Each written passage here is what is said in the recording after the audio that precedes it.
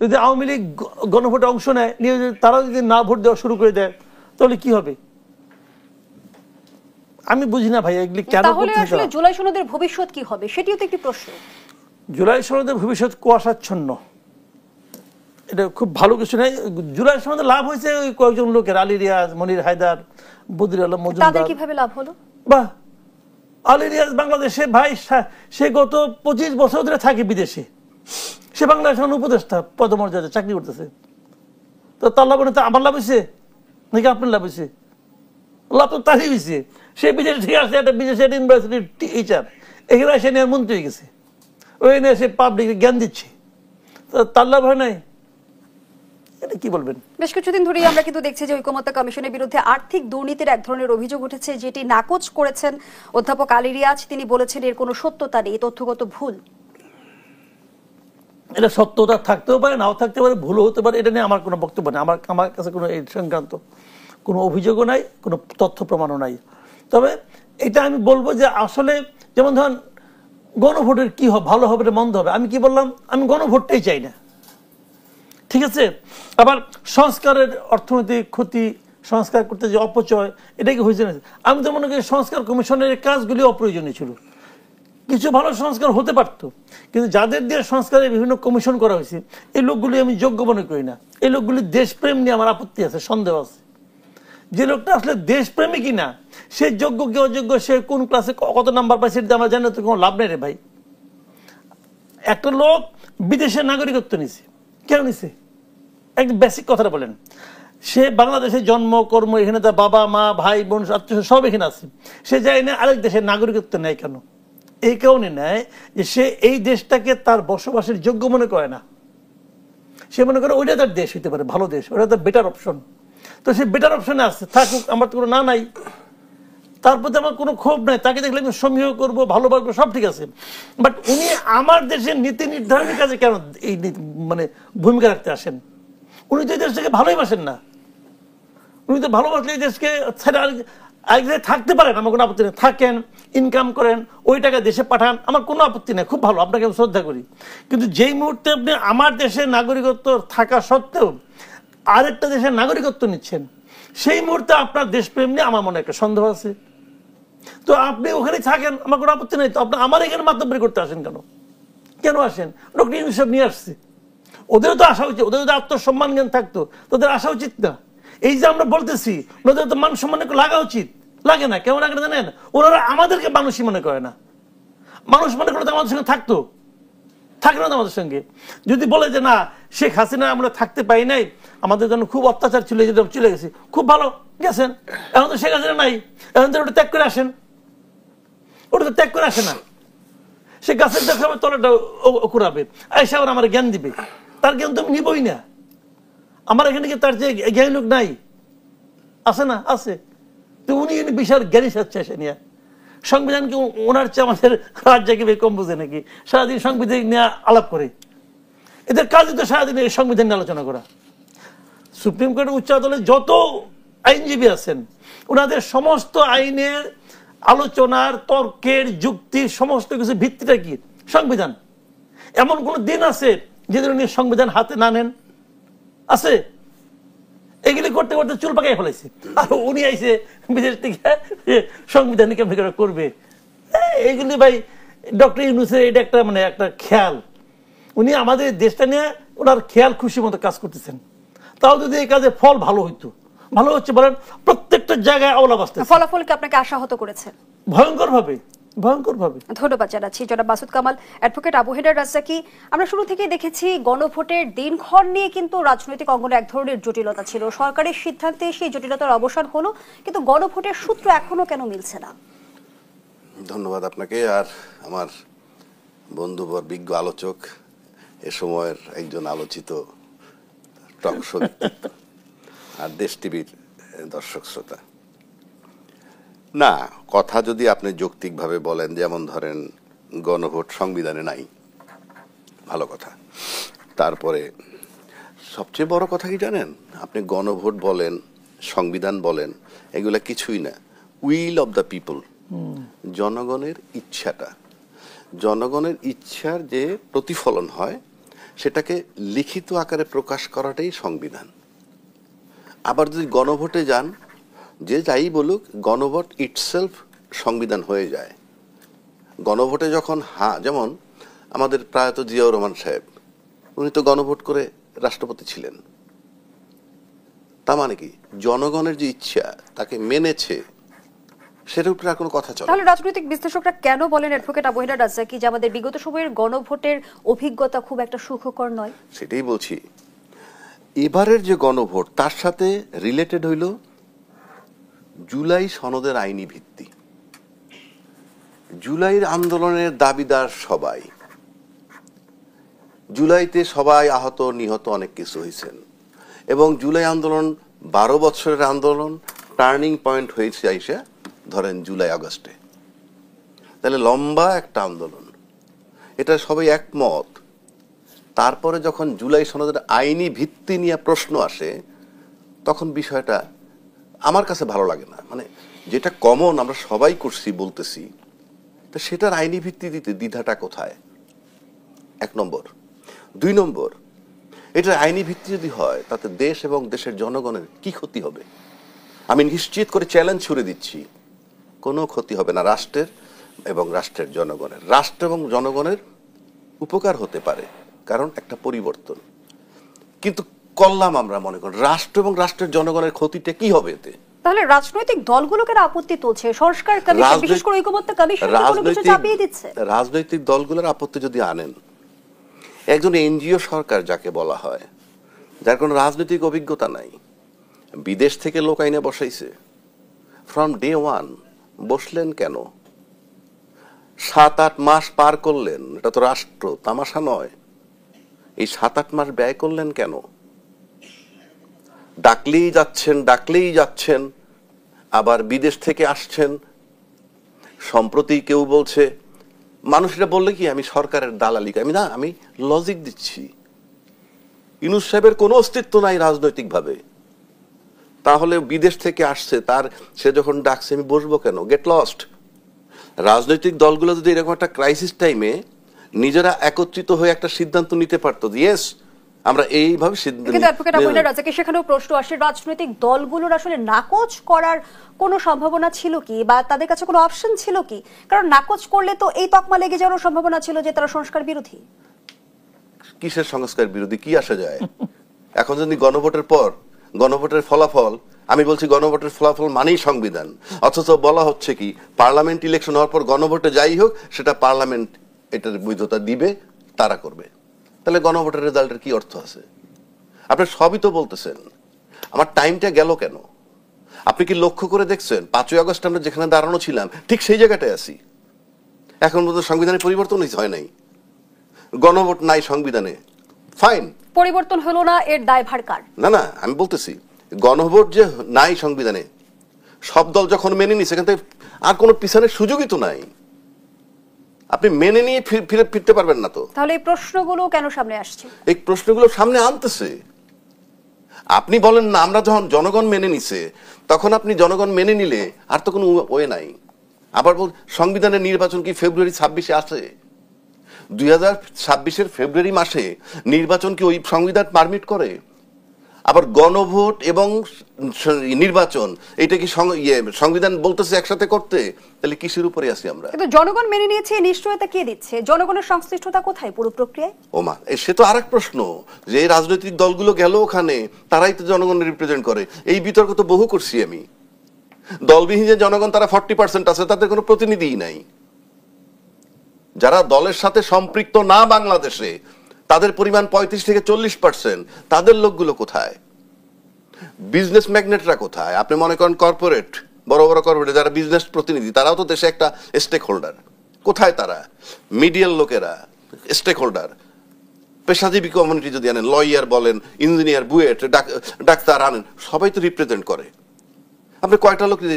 অর্থাৎ তারপরেও তো বিষয়টা হচ্ছে যে নির্বাচন করে ক্ষমতায় যাব, এবং ইউনূস সরকারকে কেউ টলাইতে পারে নাই। আপনি চক্ষু বন্ধ করে যদি ভাবেন এই সরকারের সময়কালে শেখ হাসিনার মৃত্যুদণ্ড হবে, আর কেউ ভাবলেও মানে আমি ভাবতে পারিনি। কেন ভাবতে পারেননি? পারি নাই। আমার কাছে মনে হয়েছে যে আমি 5ই আগস্টের পরের থেকে ফ্রম ডে ওয়ান পতিত সরকারের একটা বিশেষ প্রতিনিধি রাষ্ট্রপতি রয়েই গেছে। তারপরে চলনে বলনে বড় রাজনৈতিক দলগুলোর অ্যাক্টিভিটিজ আমরা দেখেছি। রাষ্ট্রপতিকে অপসারণ করা যায়নি। জুলাই ঘোষণাপত্র অনেক আগে দেওয়ার কথা, সেটাকে পিছিয়ে অনেক পরে নিল।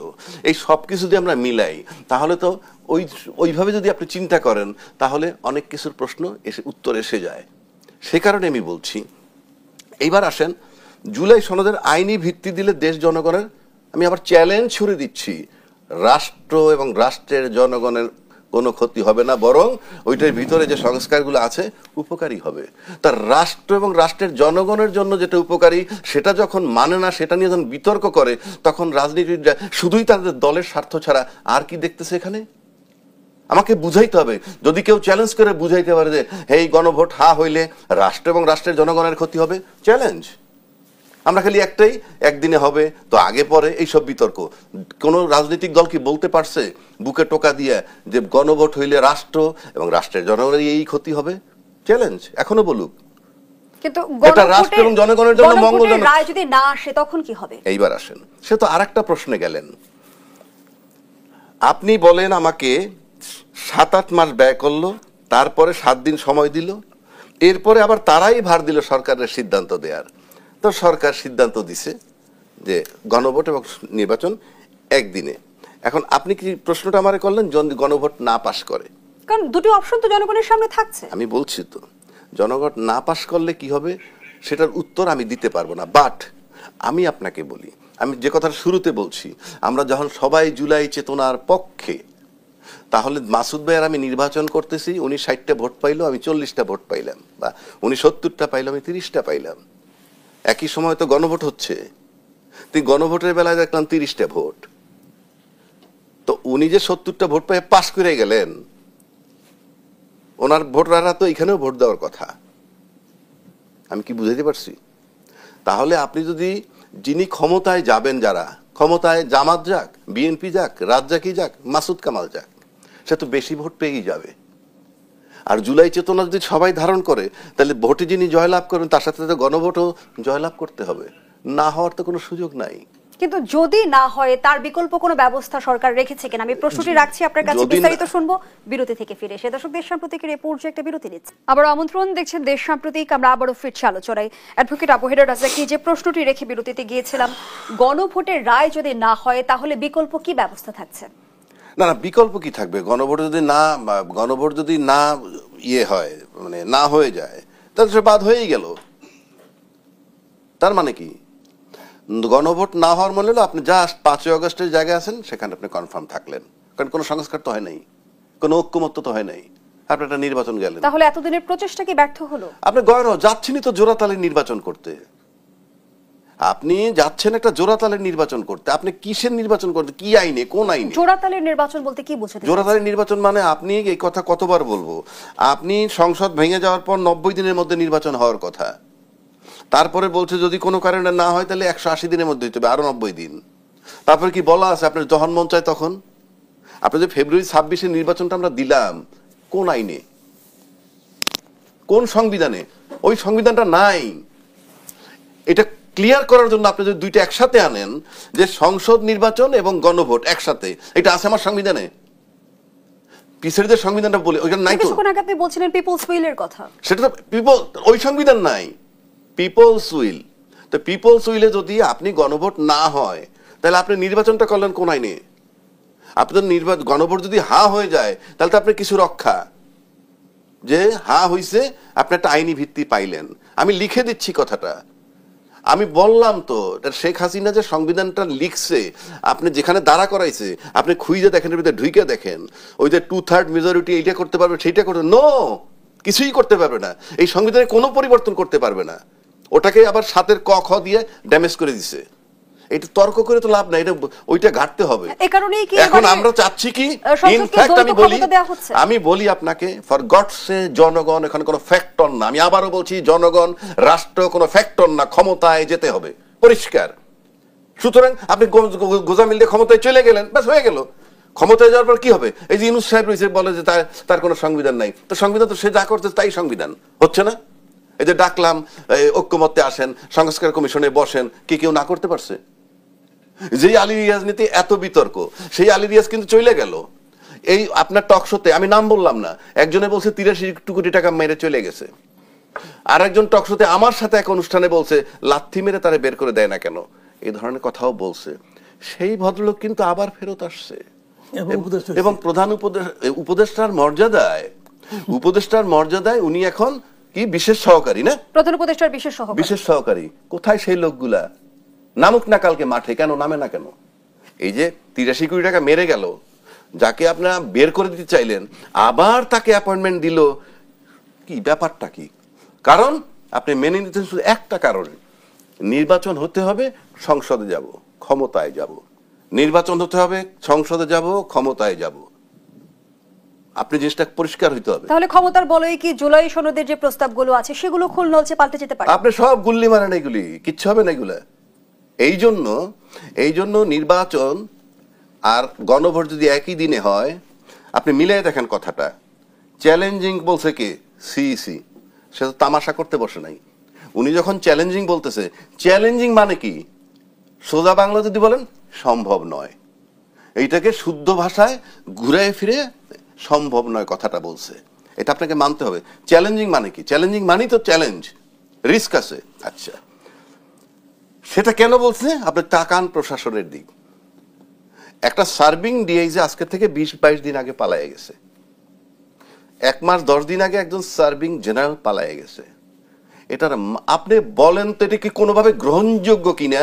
একজন সার্ভিং জেনারেল পালায়ে যায় কোথায়? গোয়েন্দা। তবে কি প্রশাসনই এবারের নির্বাচনের সবচেয়ে বড় চ্যালেঞ্জ কিনা? সে প্রশ্নটি রাখছি আপনার কাছে। প্রশাসন তো ডেফিনেটলি চ্যালেঞ্জ। সেই কারণে পরের অংশে নিশ্চয়ই আমি বিস্তারিত ব্যাখ্যা শুনবো। মাসুদ কামাল, জামায়াত ইসলামীর চট্টগ্রামের নেতা শাহজাহান চৌধুরী বলেছেন, নির্বাচন শুধু জনগণ দিয়ে নয়, যার যার নির্বাচনী এলাকায় প্রশাসনের যারা আছে তাদের সবাইকে আমাদের আন্ডারে নিয়ে আসতে হবে। আমাদের কথায় উঠবে, আমাদের কথায় বসবে, আমাদের কথায় গ্রেপ্তার, আমাদের কথায় মামলা। তবে কি প্রশাসন দখলের ছক কষছে জামায়াত? জি, ওনারা তাই করছেন, যেটা নাকি আসলে বলার কথা না, এটা ওনার বয়সজনিত কারণে ওটা বলে ফেলেছেন। উনি এখানে আরেকটা কথা বলছেন, এটা খুবই সিগনিফিকেন্ট। উনি বলছেন আমরা এই সুযোগ আর দ্বিতীয়বার পাবো না। তার মানে এবার ওনারা একটা ভয়ঙ্কর সুযোগ পেয়েছেন। এই সুযোগটাকে ডক্টর ইউনূস করে দিচ্ছে, না কে করে দিচ্ছে, নাকি আওয়ামী লীগ না থাকার কারণে তারা সুযোগ পাইছে, এটা আমি ঠিক বলতে পারবো না ওনারা কোনটা কিভাবে পাইছেন। কিন্তু আসলে ওনারা একটা সুযোগ পেয়েছেন। এটা আপনি জামাতে যে কোনো লিডারের সঙ্গে এখন কথা বলেন, তাদের হাব ভাবে আপনি টের পাবেন। এবং উনি ওনার যেহেতু একটু বয়স হয়ে গেছে, কন্ট্রোলটা আগের মতো নাই, উনি মনের কথাটা প্রকাশ করে ফেলেছেন। এখন জামাত এটাকে থাপথুপ দিয়ে নানাভাবে ম্যানেজ করার চেষ্টা করতেছে। জামাত বলতেছে এটা ওনার ব্যক্তিগত মত, আমাদের দলীয় মত না। আচ্ছা ঠিক আছে, আপনার দলীয় মত না, তাহলে তার বিরুদ্ধে আপনি অ্যাকশন নেন। বিএনপির তরফ থেকে ইতিমধ্যে কিন্তু গ্রেপ্তারের দাবি জানানো হয়েছে। বিএনপি আলাপ বাদ দেন, আমি জামাতে আলাপ করতেছি। জামাত তো তার দলকে উনি তো দলকে বিব্রতকর অবস্থায় ফেলাইছে। জামাত তার বিরুদ্ধে অ্যাকশন নিতে পারবে? কিচ্ছু করতে পারবে না, কিচ্ছু করতে পারবে না। তারা যখন বলতে যাবে তখন সে বলবে তোমাদের বলছো, এটি তো বাস্তবতা। মানে উনি গোমর ফাঁস করে দিয়েছেন। তো এই যে নির্বাচনটা হতে যাচ্ছে না, সত্যি কথা বলতে কি ভাই, আমি 2024 জানুয়ারি যে নির্বাচনটা হয়েছিল, আমি আর ডামি নির্বাচন, আমার স্পষ্ট মনে আছে। আমি আপনার তখন একটা হইতো, একটা মানে আপনার এই অনুষ্ঠান হইতো, এডিটর্স গিল্ড, ওই মোজাম্মেল বাবুরা 8-9 লোক নিয়ে আসতো। তার মধ্যে এই যে আমাদের সাখাওয়াত সাহেব আজকে উপদেষ্টা, তারপরে আপনার যে আহসান মনসুর, ওনারা প্রায় যাইতেন। আমার মনে আছে একটা অনুষ্ঠানে ওনারা এই 2জন লোক ছিলেন। সেখানে আমি স্পষ্ট বলছিলাম যে আমি 2024-এর এই নির্বাচনকে কোনো নির্বাচনই মনে করি না। এটা আমি বলছিলাম, ওনারা শুনছে, ওনাদেরকে জিজ্ঞেস করে দেখেন। বলছিলাম আমার এখন মনে হচ্ছে যে 26-এ যে নির্বাচনটা হতে যাচ্ছে, যেটাকে নাকি আমাদের ডক্টর ইউনূস সাহেব বলার চেষ্টা করছেন ইতিহাসের শ্রেষ্ঠ নির্বাচন, আমার মনে হয়েছে, আমি বলছিও যে উনি ইতিহাসও বুঝে না, শ্রেষ্ঠ বুঝে না, নির্বাচন তো বুঝেই না। এই নির্বাচন কেমন করে ইতিহাস শেষ হলো? যে নির্বাচনের আগে প্রধান 2টা অংশগ্রহণকারী 2টা দলে একজন বলে যে আমাদের কথা মতো গ্রেফতার করতে হবে, আমাদের কথা মতো মামলা করতে হবে। তাহলে 24-এর গণঅভ্যুত্থান থেকে রাজনৈতিক দলগুলো কি শিক্ষা নিল? এখন কি আমরা ফ্যাসিবাদী শাসনামলের মতোই সেই মুখোশধারী জায়গাটিতে আমরা অবস্থান করছি। মুখোশ কোথায়? আমি প্রশ্নটি রাখছি আপনার কাছে, বিরতির পর ফিরছি। দর্শক, দেশের প্রতীকের এই পর্যায়ে আবারও বিরতি নিচ্ছি, সাথেই থাকুন। আবারও আমন্ত্রণ, দেখছেন দেশ সাম্প্রতিক। আমরা আবারও ফিরছি আলোচনায়। মাসুদ কামাল, 24-এর গণঅভ্যুত্থান থেকে রাজনৈতিক দলগুলো কি শিক্ষা নিয়েছে? এখনো কেন প্রশাসন দখল, মাঠ দখলের বক্তব্য আমরা দেখতে পাচ্ছি? তবে কি আসলে ফ্যাসিবাদী শাসন ব্যবস্থার অবসান হয়নি, শুধু মুখোশ ধারণ করেছি আমরা? শুনেন, একটা জিনিস হলো কি, পরিবর্তনটা হতে হয় আসলে মানুষের মগজে, মানুষের হৃদয়ে। 24-এ যে ঘটনাটা ঘটেছে এটা মানুষ দেখেছে কিন্তু হৃদয়ঙ্গম করে নাই। এখান থেকে মানুষ কোনো কিছু শিক্ষা নেয় নাই। যদি নিত তাহলে ওই 24-এর গণ আন্দোলনের শীর্ষে এবং সামনের সারিতে যারা ছিলেন তাদের এই অধঃপতন আমাদেরকে দেখতে হতো না। যে সমস্ত স্টুডেন্ট লিডাররা ছিলেন তাদের ব্যাপারে এখন স্টুডেন্টদেরই মোহভঙ্গ হয়েছে। তো এটাই হলো রিয়েলিটি। যে বলেন, একটা পুরোনো প্রবাদ আছে না, যে ইতিহাসের সবচেয়ে বড় শিক্ষা হলো ইতিহাস থেকে কেউ শিক্ষা নেয় না। আমরাও কেউ শিক্ষা নিচ্ছি না, ওনারাও কেউ শিক্ষা নিচ্ছেন না। কি হয় স্বৈরাচারী শাসনের ব্যবস্থার ফলটা কি হয় এটা তো 24 আমরা দেখেছি। তারপরে কি আমাদের যারা শাসন ক্ষমতা যারা আছেন এদিকে সেই শিক্ষাটা হয়েছে? নিজেরা যা মনে করেন তাই হয়। ইউনূস সাহেবের যা মনে হচ্ছে উনি তাই করতেছেন। সারা মানুষ সমালোচনা করতেছে, উনি সমস্ত বিদেশিদের নিয়ে আসতেছেন এখানে। প্রত্যেকটা গুরুত্বপূর্ণ জায়গায় উনি দ্বৈত নাগরিকত্ব যারা আছে তাদেরকে বসিয়েছেন। এটা কিসের দেশপ্রেম ভাই? এর ফল কি হবে? ওনার এই এতদিনের অর্জন, আমি আপনাকে গ্যারান্টি দিয়ে দিচ্ছি, এই সরকারের বিদায় হওয়ার পর ডক্টর ইউনূস দেশে কতটুকু সম্মান নিয়ে থাকতে পারবে এটা নিয়ে আমার সন্দেহ আছে।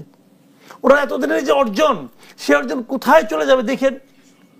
উনি একা একা রাস্তায় বাড়িতে পারবে কিনা আমার সন্দেহ। লোকে তাকে দুও দিবে। উনি এই সমস্ত কাজ করবেন। আর উনি যাদের নিয়ে আসছেন তারা তো কেউ দেশে থাকবে না। তো এই আশিক চৌধুরী থাকবে নাকি দেশে? আলী ইয়াস থাকবে? মনির হায়দার থাকবে? কেউ থাকবে না। এই যে তৈয়ব সাহেব থাকবে? কেউ থাকবে না। সব আবার যার যা মতো যার যা দেশে চলে যাবে ক্রিমটা নিয়ে। দেওয়া হয়েছে তাদেরকে দায়িত্ব, অন্তর্বর্তীকালীন সরকার ডে টু ডে যে কাজগুলো করবেন। এরা এখানে 40 বছর 42 বছরের জন্য পোর্ট ইজারা দেয়, এটা ওদের কাজ। এই প্রত্যেকের লোকের দেখবেন মামলা হবে। দেখেন, বললাম একটা কথা, এদের বিরুদ্ধে সংবিধান লঙ্ঘনের মামলা হইতে পারে। দেখেন, একটা কথা বললাম তো, আমরা তো করবো না, আমরা দেখবো, আমরা তো ভাই দর্শক, দেখেন হবে। ধন্যবাদ জানাচ্ছি মাসুদ কামাল। অ্যাডভোকেট আবু হেনা রাজ্জাককে আপনার মন্তব্য নিয়ে শেষ করতে চাই। ধন্যবাদ। সংবিধান ভায়োলেশনের মামলা হইতেই পারে, আমি তো শুরুতে বলছি শেষ পর্যন্ত। সংবিধান খেলে একাই ইউনূস সাহেব তো ওনার সংবিধান চালাচ্ছেন, কিন্তু সংবিধান যে ভায়োলেশন হয়েছে, আমরা যারা এটার ভিকটিম হইলাম, সেই ভায়োলেটের সংবিধানের ভায়োলেট করে যে নির্বাচন করতে যাচ্ছি সেটা কৈফিয়ত আমাদেরকে দিতে হইতে হবে সামনে। আর একটা বিষয় কামাল ভাই বলছে, ব্যক্তি ইউনূস তো আমার কাছে কোনো সাবজেক্ট না। ব্যক্তি ইউনূসের সব ধ্বংস হয়ে যাক না, তাতে আমার কি আমার কি আসে যায়? ব্যক্তি ইউনূস দিয়ে আমি কি করব? রাষ্ট্র আমার কোথায়? রাষ্ট্রের বিষয় আজকে যেখানে বলা হচ্ছে যে এই যে নির্বাচনের কথা, আমি বলে দিচ্ছি, ইউনূস সাহেব যদি এই প্রশাসন নিয়ে নির্বাচন করে, উনি বাংলাদেশের ইতিহাসে যত নির্বাচন হয়েছে একেবারে জঘন্যতম একটা নির্বাচন উনি উপহার দিবেন। এবং সেই জঘন্যতম নির্বাচন কেন হবে? প্রশাসন টালমাটাল, ওদিকে বলতে চ্যালেঞ্জিং। এই যে রাজনৈতিক দল এনসিপি এবং জামায়াত ইসলামী কিন্তু ইতিমধ্যে দাবি করছে যে লেভেল প্লেইং ফিল্ডও নেই। লেভেল প্লেইং ফিল্ড নেই। এদিকে বলছে সিইসি চ্যালেঞ্জিং, একই দিনে দুইটা নির্বাচন। পাশাপাশি মানে জামাতের নেতার যে বক্তব্য, এটা অতীতে আমরা যে বড় বড় দলের বক্তব্য শুনছি, যখনই ফেসে যায় তখনই বলে ওটা ওনার ব্যক্তিগত। আজকে জামাত সেই একই জিনিস রিপিট করলো। ব্যক্তির বক্তব্যের দায় কি কোনোভাবে দল এড়াতে পারে? আমি তো সেটাই বলতেছি, যে উনি একটা বেকায়দার বক্তব্য দিচ্ছে, ঔদ্ধত্যপূর্ণ। প্রশাসন তার কথায় চলবে, স্কুলের হেডমাস্টারকে বইলে দিতে হবে যে দাঁড়িপাল্লায় ভোট দিবা। এই যে বিষয়গুলা, আমাদের কথায় উঠবে বসবে, আমাদের কথায় মামলা হবে, আমাদের কথায় মামলা মুক্ত হবে, এই যে বিষয় এত বড় উদ্যত্ত যেটা, এটা তো আপনার সেই এখন বলতেছে দল থেকে ওনার ব্যক্তিগত। এটা তো রাজনীতি, তামাশা না, রাষ্ট্র। আর একটা কথা ধরেন, নির্বাচনের পরে বলা হইতেছে জাতীয় সরকার গঠন করবে। এটাও ইন্ডিকেট করে যে যে নির্বাচনটা হতে যাচ্ছে টালমাটাল অবস্থা একটা নির্বাচন হবে। সুতরাং সেই নির্বাচনকে যদি টিকায় রাখতে হয়, তাইলে জাতীয় সরকার গঠন করা মানে কি? সব দলের লোকের অ্যাকোমোডেট করে ক্ষমতায় থাকা, এছাড়া আমার কাছে মনে হয় আর কিছু না। তা না হলে আপনার 5ই আগস্টের পরে জাতীয় সরকার হওয়ার কথা সবচেয়ে খারাপ সিচুয়েশনে, আর নির্বাচনটা হয়ে যাওয়ার পর যখন এটা, তার মানে হচ্ছে যারা নির্বাচনে যাচ্ছেন তারা নিশ্চিত যে নির্বাচনের পর অবস্থা আরো টালমাটাল হবে, এইরকম বাজে সিচুয়েশন এবং জঘন্য নির্বাচন হবে। এবং সেই কারণে একটা জাতীয় সরকারের প্রস্তাব সেটা যদি না মানে না হয়, তাহলে আপনি মনে করবেন যে জুলাইয়ের যে চেতনা চলমান সেটা হয়তো আরেকটা অধ্যায় অসংখ্য শুরু হতে ধন্যবাদ পারে। জানাচ্ছি অ্যাডভোকেট আবু হেডার